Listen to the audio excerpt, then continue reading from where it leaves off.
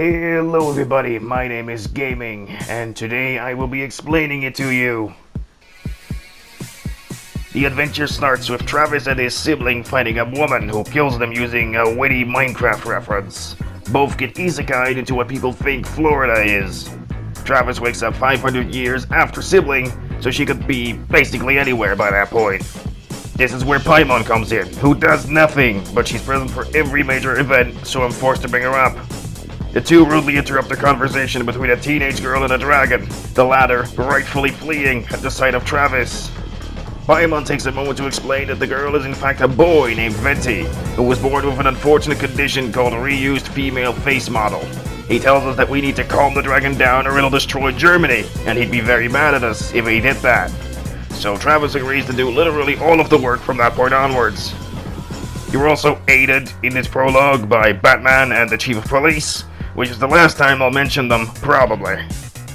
You beat up the dragon, which makes her realize that you're not so bad after all, somehow, and it's kind enough to relay siblings' exact location to you. The terrible void below the world, on its throne.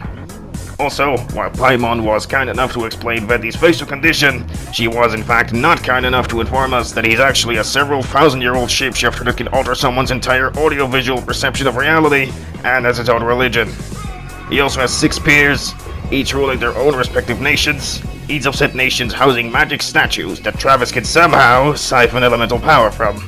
Thus, Travis sets out to personally introduce himself to all of Venti's skinwalker buddies, accumulate wealth and magic power, kill the Minecraft woman, and maybe also find sibling if he feels like it.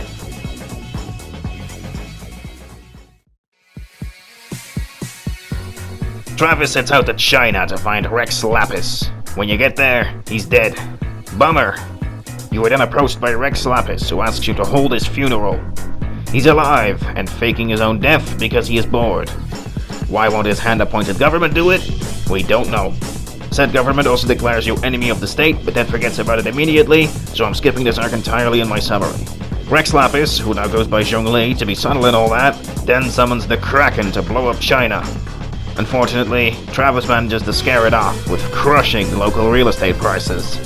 You're also introduced to the KGB, the main enemy faction of the game. They want magic chess pieces called gnomes, which do something, probably. The game hasn't said what they do yet, which is probably because it forgot. You also meet an abyss guy named Dainsleif and find sibling, but that doesn't go anywhere. Travis illegally smuggles himself into Japan. The Shadow Death IRS is trying to steal the people's previously unregulated superpowered death rocks on behalf of a genocidal, racist introvert with empathy deficit disorder named Raiden A. Shadow Wizard Gun Control upsets Travis's rabid megalomania, so he sets out to tell her to stop that. After running back and forth for roughly 2 weeks with no real goal in mind and stealing a boat, which he didn't need to do, Travis decides to just knock on her door, which works flawlessly. Inside the palace, Travis meets not the Archon A, but the Raiden Shogun, the robot body / coffin, which she created to become immortal after she had a midlife crisis at 26. Travis watches it assassinate a foreign politician, then meets A face-to-face in a pocket dimension. When confronted with the gun control thing, A tells Travis, I literally have a dead sister? Hello? this is good enough for Travis, who has a missing sister himself and all, so he leaves Japan to head for India. Travis then comes back to Japan because apparently they made a couple of quests that used to be optional, mandatory to progress the story. Travis goes on a friend date with his good friend, Raiden A. When did either of these two people decide they wanted to become friends with the other? We don't know.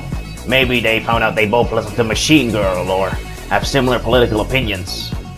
Raiden then complains about feeling a little stiff in the joints, which ends up being caused by Raiden, who has been sentient this whole time for reasons the plot doesn't elaborate on. Raiden, insulted by this, takes Raiden into a pocket dimension, where they fight for 5 minutes before agreeing to get along. Travis then sets out to India. Travis goes into a big hole somewhere in China, instead of India like he said he would. Inside, he encounters Dainsleif again, cheerful as always, who tells him that the Abyss people actually used to have their own nation above ground. Then, suddenly, Venti's old Skinwalker friend group showed up and turned all of them into scary knights and birds, presumably on grounds of them being atheists. Dane then shows Travis an Abyss People burial site and explains that being a scary person is an unfair existence of ceaseless agony. Travis takes 2 seconds to internalize this information before resuming his regularly scheduled Abyss People genocide because he still needs 140 of their mass to level up his normal attack from level 5 to level 6. Travis also needs Sibling again, but neither really thinks much of it at this point.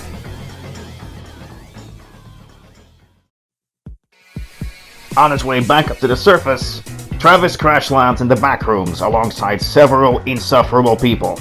After 2 hours of pointless infighting, Zhongli shows up and lets them out.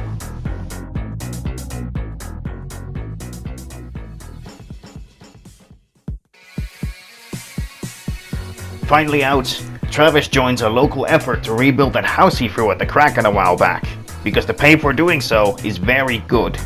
Then, the Kraken's recently widowed and understandably upset wife shows up to see what all the fuss is about. Travis fends her off with the help of a lady whom the game sets up as a new party member, except she isn't. Travis never talks to her again after this, finally remembering that he still hasn't reached India.